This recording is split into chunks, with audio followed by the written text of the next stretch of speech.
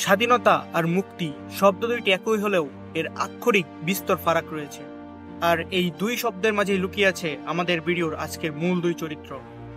আজকের video the conflict between Sheikh Mujibur Rahman and Maulana Hamid Khan Bhashani. এই ভিডিওর প্রথম চ্যাপ্টার দ্য রাইজ। আমাদের এই ভূখণ্ডে অনেক নেতা আসলেও কেউ কখনো ভাবেনি মুসলিমদের অধিকার নিয়ে, তাদের মুক্তি নিয়ে। কিন্তু শুধুমাত্র একজন ছিলেন যিনি তার জীবদ্দশায় সবসময় মুসলিমদের জন্য লড়াই করে গিয়েছেন, এমনকি জীবনের ক্রান্তিকালেও কখনো পিছপা হননি। বলছিলাম দ্য রেড মাওলানা হামিদ খান ভাসানীর কথা, যিনি লড়াই করেছেন মুসলিমদের জন্য, লড়ে গেছেন ব্রিটিশদের বিরুদ্ধে, দিল্লির দাসত্বের বিরুদ্ধে ছিলেন আপোষহীন। কিন্তু এই ভাসানী হয়ে ওঠার গল্পটা মোটেও সহজ ছিল না। মাওলানা আব্দুল হামিদ খান ভাসানী ওরফে চাগামিয়ার জন্ম এক কৃষক পরিবারে। 1880 সালে যখন তিনি জন্ম নেন, দেশে তখন ভয়াবহ কলেরার প্রভাব বিরাজমান, চারদিকে মারা পড়ছে মানুষ। সেই একই স্রোতে চাগামিয়া হারান তার মা, দুই ভাই আর একমাত্র বোনকে। 10 বছর বয়সে শেষ সম্বল বাবাকেও হারান। চাচা দত্তক নিলেও ছিলেন অ্যাবিউসিভ। অত্যাচার সহ্য করতে না পেরে তিনি বাড়ি থেকে পালান। বলা যায় চাগামিয়ার যাত্রা শুরুটা ছিল এতিমের বেশে। পেটের দায়ে তিনি কৃষিকাজ শুরু করেন, আর এই প্রথমবার কৃষকদের সাথে পথ চলা শুরু হয় আব্দুল হামিদ খান ভাসানীর। জমিদার তারা কৃষকদের শোষণ নিপীড়ন হামিদ খান ভাসানীর মনে বড় একটা দাগ কাটে।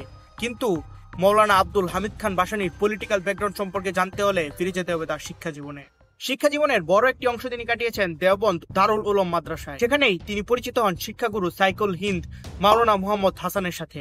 এছাড়াও তিনি সেখানে সান্নিধ্য লাভ করেন মাওলানা আজাদ সুফানির সাথে, যিনি হুকুমাতে রাব্বানিয়া প্রবলভাবে বিশ্বাস করতেন, যেটা হামিদ খান ভাসানীকে ব্যাপকভাবে প্রভাবিত করে।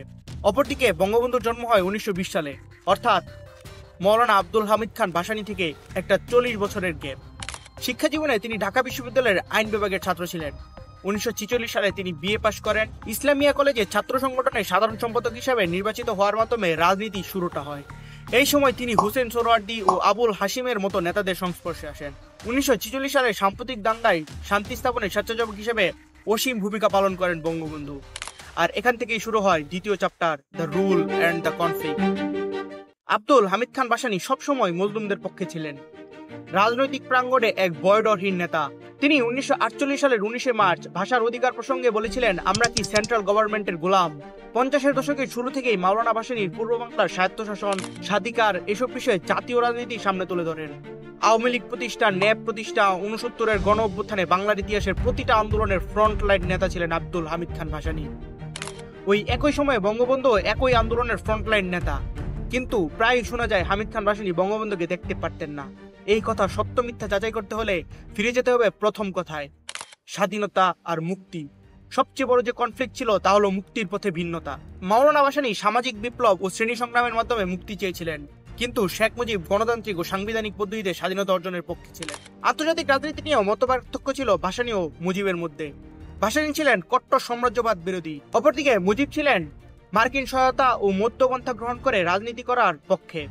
ন্যাপ গঠন এবং আওয়ামী লীগের ভাঙনও এর মধ্যে পড়ে। 1957 সালে ভাসানী ন্যাপ গঠন করেন, যা তাদের রাজনৈতিক ভিন্নতার চূড়ান্ত প্রকাশ। মুজিব আওয়ামী লীগ থেকে গণতান্ত্রিক রাজনীতির ধারায় অগ্রসর হন। রণনীতিগত ভিন্নতাও তাদের মধ্যে ছিল। ভাসানী সরাসরি জনগণের বিপ্লবী আন্দোলনে বিশ্বাস করতেন। মুজিব সংসদীয় কাঠামোর মধ্য দিয়ে সংগ্রামের কৌশলকে প্রাধান্য দেন।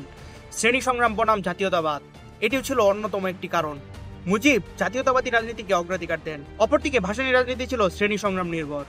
মুজিব ভাসানীর বয়স্ক নেতৃত্ব এবং রণনীতিকে অপ্রাসঙ্গিক মনে করতেন। ভাসানী মুজিবের নেতৃত্বে পশ্চিমা প্রভাবের বিষয়টি নিয়ে সন্দিহান ছিলেন। সোহরাওয়ার্দীর প্রভাব, মুজিব সোহরাওয়ার্দীর গণতান্ত্রিক ধারা রাজনীতির প্রতি অনুগত হন।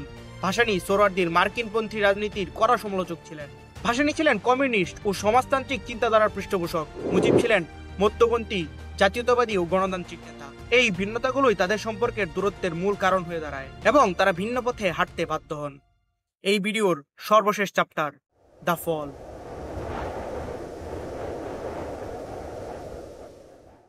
সময়ের স্রোতে দুজনের রাজনৈতিক শক্তি ও অবস্থান ক্রমশ দুর্বল হয়ে পড়ে।